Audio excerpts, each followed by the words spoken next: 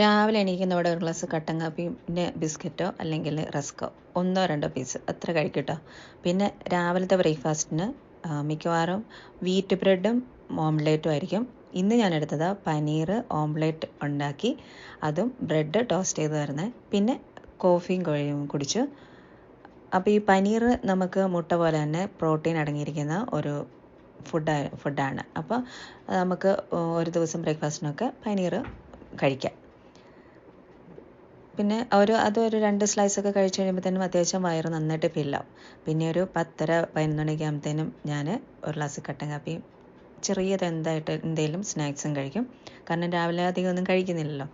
പിന്നെ ഉച്ചയൊക്കെ ആകുമ്പോഴത്തേനും നമ്മുടെ red rice ഉണ്ടാവും, കുത്തരി, അതും മോരുകറിയോ വെജിറ്റബിൾസോ പിന്നെ നോൺ വെജ് എന്തെങ്കിലും കഴിക്കും. പിന്നെ വൈകുന്നേരം ആകുമ്പം ഒരു ഗ്ലാസ് ചായയും എന്തെങ്കിലും ചെറിയ സ്നാക്സും കഴിക്കും. പിന്നെ വൈകുന്നേരം നമ്മൾ മിക്കവാറും ചപ്പാത്തിയോ അല്ലെങ്കിൽ നൂഡിൽസോ അല്ലെങ്കിൽ ഫ്രൈഡ് റൈസോ ഒക്കെ ആയിരിക്കും ഉണ്ടാക്കുക. അപ്പോൾ ഇന്ന് നമ്മൾ ചിക്കൻ ഫ്രൈഡ് റൈസാണ് ഉണ്ടാക്കിയത്.